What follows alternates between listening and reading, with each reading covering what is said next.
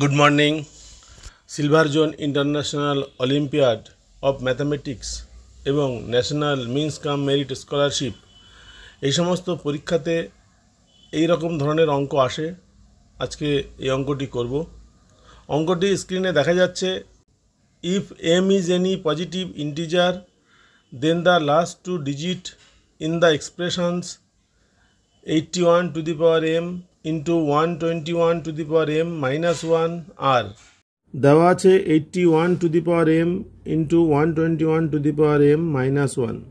m একটি positive number, m greater than 0।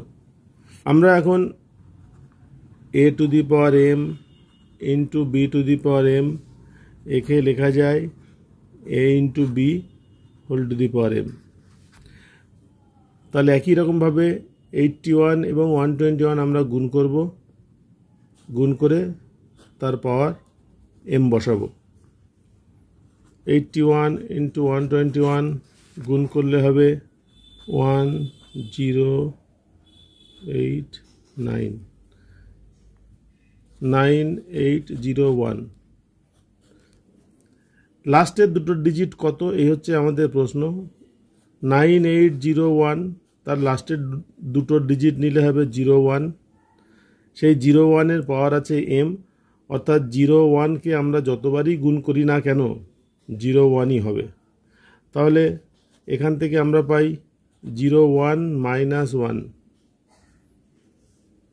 00। তার মানে এই সংখ্যাটাকে m পাওয়ারে এনে তার থেকে 1 বাদ দিলে লাস্টের দুটো ডিজিট 0ই হবে। উত্তরের অপশানগুলো থেকে দেখতে পাচ্ছি 00 আছে ডি অপশানে। এই অঙ্কের উত্তর হচ্ছে ডি। আজকের অঙ্ক ক্লাস এখানেই শেষ হচ্ছে। পরের অঙ্ক ক্লাসে আমরা অন্য কোনো অঙ্ক নিয়ে আলোচনা করব। আজকের ক্লাস অ্যাটেন্ড করার জন্য সকলকে ধন্যবাদ। নমস্কার।